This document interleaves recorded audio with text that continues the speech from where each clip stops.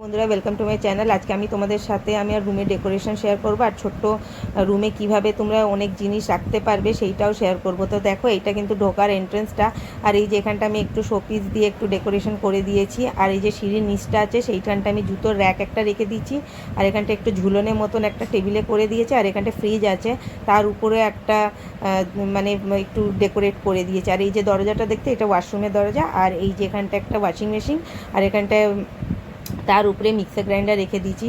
আর এই যে এখানটায় পুচকি রান্না করার কিছু জিনিস আছে, কিছু খাওয়ার জিনিস আছে, আর পাশে বেসিন আছে, তার পাশে গ্যাস, আর তার নিচে আমার মানে বাসন টাসন রাখার র্যাক, আর তার পাশে পুচকির মানে খাবার টাওয়ার সব জিনিস রেখেছি, চাল ডাল। আর এখানটা একটা সোফা রেখে দিয়েছি, কারণ কাজ করতে করতে আমার মারাত্মক কোমর যন্ত্রণা করে, বসে পড়ি মাঝে মাঝে। আর এখানটা দেখো উপরে ডেকোরেশন করেছে, এইদিকে ঠাকুর আছে দরজার উপরে, আর এইদিকে আলমারি আছে। তার পাশে কিন্তু একটা শোকেস আছে, কিন্তু সেইটা আর তোলা হয়নি ছবিতে। তো যাই হোক, এইটা রুমের ভিতরে আমার এটা বারান্দাটা ছিল।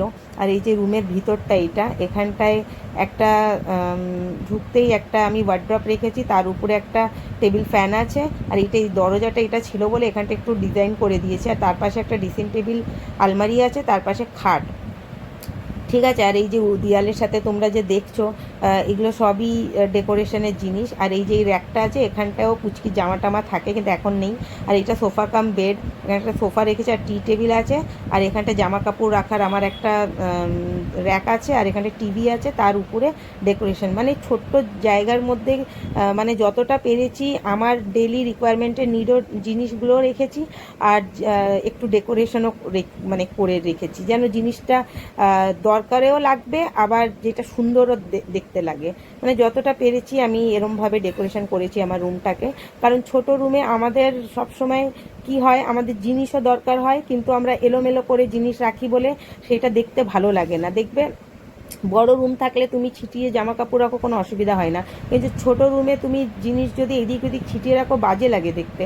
তো তার জন্য আমি যতটা পেরেছি কম স্পেসের মধ্যে জিনিসগুলো সাজিয়ে রেখেছি, যেন কোনো রকম না হয়। আর এই যে র্যাকটা দেখছো, এখানটাও আমি এরপরে আলমারি করে দেবো একটা, আর এই পাশে যে র্যাক দেখেছো ওইটাতেও আলমারি টাইপের করে দেবো কাঁচ লাগিয়ে। তো তাহলে ওইখানটা পুচকিরির সব জিনিস থাকবে। আর আমাদের সামনে জায়গা আছে, ওইখানটায় বাড়ি বানালে তো আর কোনো অসুবিধাই হবে না। আমার দোতলায় আমার শাশুড়িমা থাকে, শ্বশুর থাকে, ওনাদেরও ঘর আমি কোনোদিন ভিডিও দেখাবো তোমাদের। আর তিনতলে দুটো ঘর আছে, মানে এইটা আমারই, আমি থাকি, আমার রুম। তো যাই হোক, এইটা তোমাদের দেখালাম আমি কীভাবে আমি সাজিয়েছি কম জায়গার মধ্যে, আর কিভাবে ডেকোরেশনটা। অবশ্যই কিন্তু আমাকে তোমরা কমেন্ট করে জানিও, ভালো লেগে থাকলে কিন্তু অবশ্যই তোমরা লাইক কমেন্ট করে দিও। কারণ দেখো বন্ধুরা, সবার তো আর অনেক বড় বড় ঘর হয় না।